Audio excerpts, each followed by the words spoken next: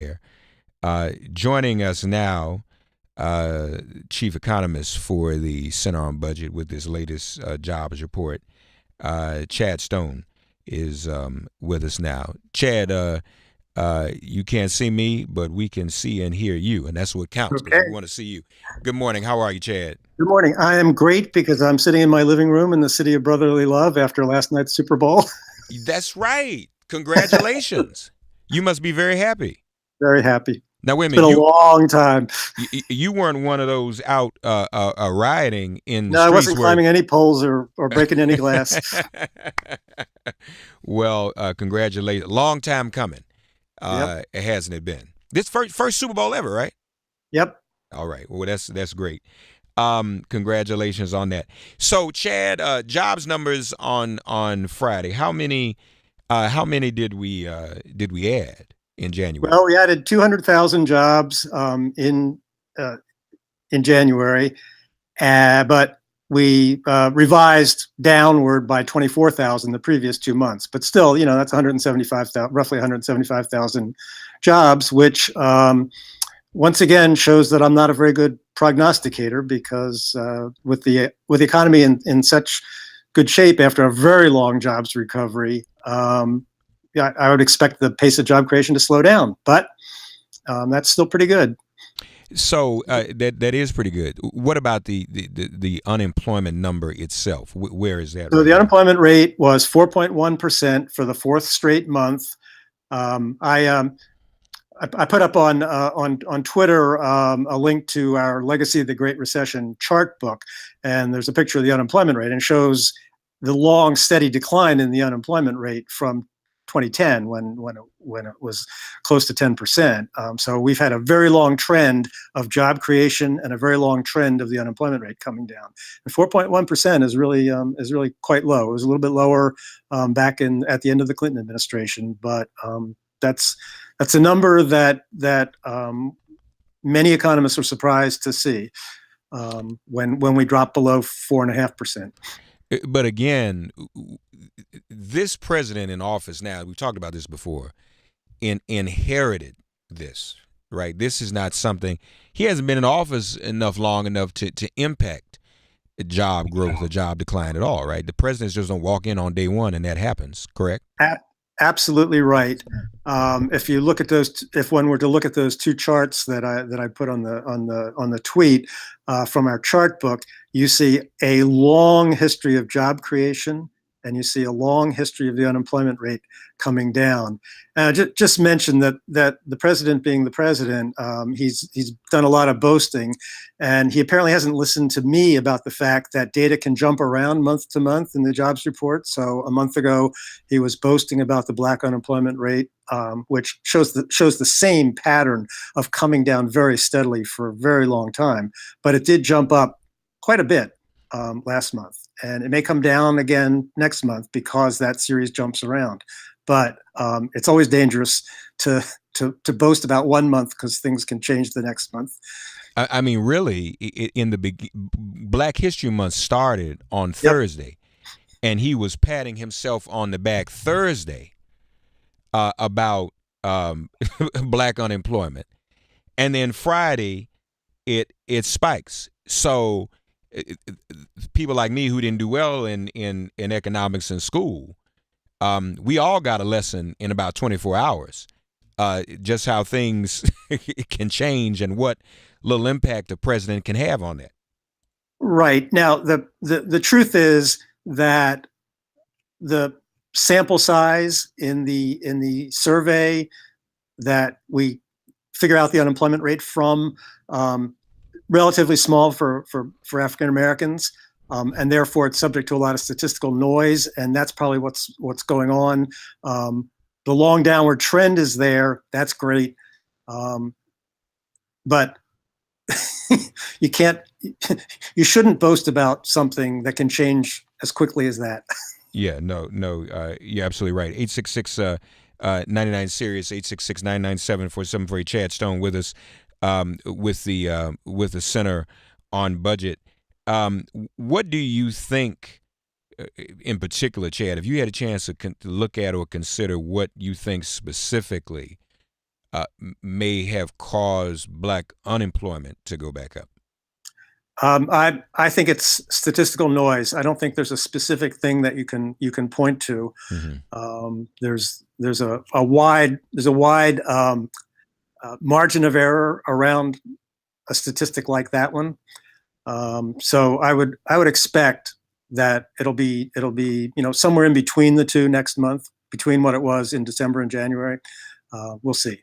Um, And what about that other number we always discuss, the U6? Where are we on that? the U6 is at 8.2%. It too came down very steadily from the worst of the Great Recession, and it got down even below 8.2% back in the fall. But it's at a level that is lower than at the start of the recession, and it's at a number that the last time we saw it this low was quite a while ago. So I describe this as a no drama jobs report, and it's something that's been going. These improvements, slow and steady. It would have been nice if we'd gotten back to full employment a couple of years earlier than we did, but slow and steady, and it's continued for the past year. And in general, this is a better number, and still a pretty good and steady number than we would have expected. The 200,000 jobs creation certainly was. The unemployment rate of 4.1%. I'm glad to see that. I'll celebrate my old boss at the Council of Economic Advisors and my old teacher in graduate school, Janet Yellen, for being at the Fed and allowing the unemployment rate to come down that low. And she's just retired. That's right. She she certainly has. She didn't choose to retire. Right, right, right. Yeah, no, that wasn't her choice. So, Sam, I'm sorry, Chad. Chad Stone with us, folks, the chief economist at Center on Budget. Chad, what can we expect now going forward, or is it still too unpredictable? Well, the stock market's having a hiccup right now, but and so I don't know what's going to happen with that. Another thing that the president has boasted about, but there's not a whole lot of obvious problems in the economy. It's so I hesitate. I always this will be probably the 10th time I've quoted Yogi Berra or whoever said this. Prediction is hard, especially about the future. But we'll probably see a slowing down in the job creation rate, but still enough to keep the unemployment rate at 4.1 or in that neighborhood, as long as we don't have inflation. We didn't talk about wages. There was a big jump in wages to 2.9% over the year from 12 months ago till this January. That's the best we've seen in a while.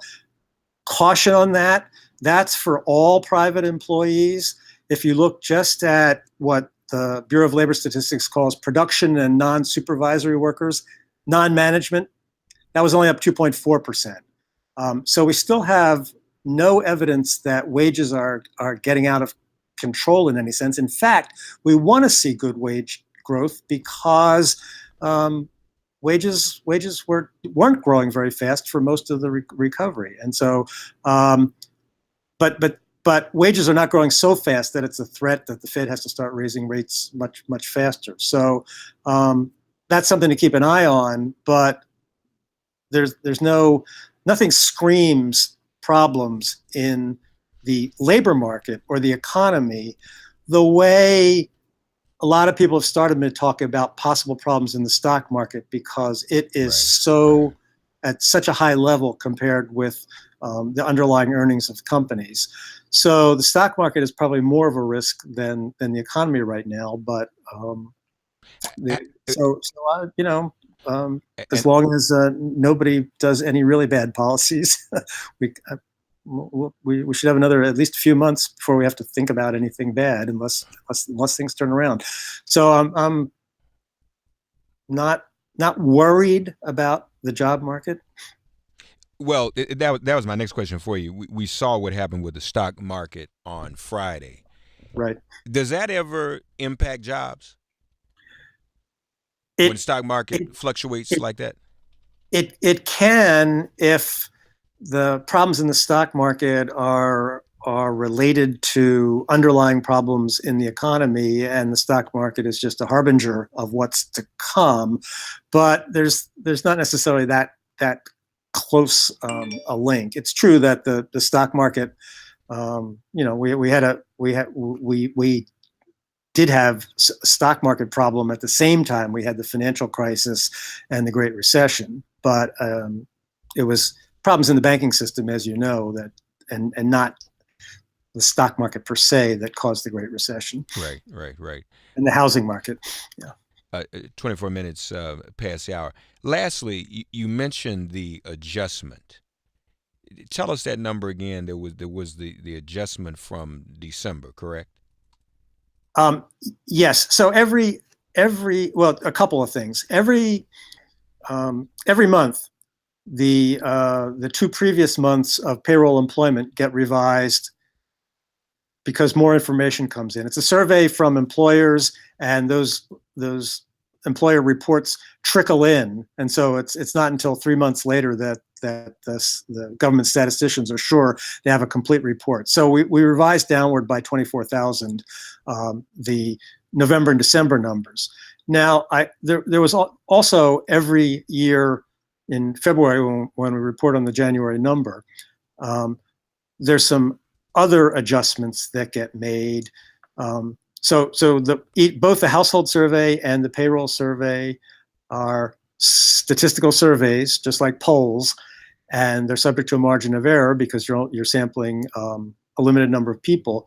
But every year, the Bureau of Labor Statistics goes back, looks at unemployment insurance data from employers, people who would qualify for unemployment insurance if they were to lose their job, and that's a much more complete count of payroll employment. So there was a revision there as well that revised numbers back, revised them up from 2016 on. But the main trends are still there. It didn't dramatically change anything. Yeah. But Okay. we have a somewhat higher number of jobs than we thought we had over that whole period. And lastly, just to recap on black unemployment, this was the largest. Let me read this correctly. The largest single month increase in years. And as you said, trying to predict things is not a very exact science. But we still really don't have any idea why it would go up so much in 1 month. No, it was 6.8% the month before and 7.7% in January. Now it was 7.6% in August, so the numbers have been jumping around. I would say where we really are is somewhere in the middle between 7.7 and 6.8, and probably closer to the 6.8 than to the 7.7. But we'll see next month. And how much would, again, I always ask this at that time of the year, how much would any of that have had to do with seasonal hiring during the holiday season? The statisticians try to correct for that by looking at how much normally changes in the holiday season and taking that into account in their calculations. But if things were stronger or weaker than the average, that could show up. But wouldn't attribute too much to that. Some people have attributed the 200,000 jobs to the fact that the weather was pretty good in a number of instances, even though we can remember some snow in January. Yeah. But in general, they try to, quote, seasonally adjust the data to take out the expected fluctuations over the course of the year due to the things you're talking about, and just look at what happens over and above or under that. So not a big factor, I don't think. So if Trump, of course, is not as wise as you are, when he's asked about this, since he's been bragging so much, he won't really be able to give the erudite answer you just gave. Because and it after all would undermine. No president should be expected to do that, but we've had some presidents who listen to their advisors and speak intelligently about the economy. But not to mention the fact, if he did give the answer you just gave, it would undermine all of his bragging a few days before. Right. Because as you're saying, it's kind of been jumping around. Okay, so Chad, congratulations on it. So what are you going to do? How are you celebrating the Eagles win?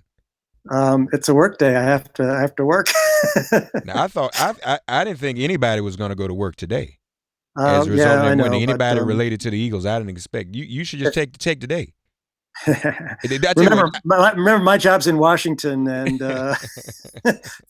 some of them, like my boss, are Eagles fans. But okay, we got to work. You mean Robert's an Eagles fan too? Is yes, that right? He is.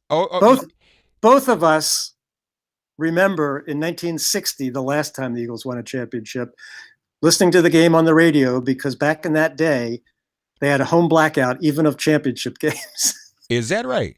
Yes. So now this was before it was called the Super Bowl. Yep. Wow. Isn't that something? It's been since 1960. Yep. Neither you nor Robert needs to be working. He's a workaholic. Y'all are tripping, man. Yeah. Well, listen, congratulate him for me as well. I know it's been a long time coming. And thank you as always for your contribution. And see, I'm saying you shouldn't work, and I got you up here working early in the morning. Now, again, if I were you, I'd take off. You did my show, so you take the rest of the day off. There you go. But and great to see you. Pardon me, once again, got you back on video. Yeah, I'm glad. I wasn't dressed for the occasion, but no, you're fine, man. You're just fine, and we're glad to get you back on video. Everybody can see your lovely face. The monthly jobs report. Don't forget to read the Off the Charts blog, centeronbudget.org. Chad, as always, thank you much, man. Okay. You're welcome. Take care. All right. Enjoy your day. Take care.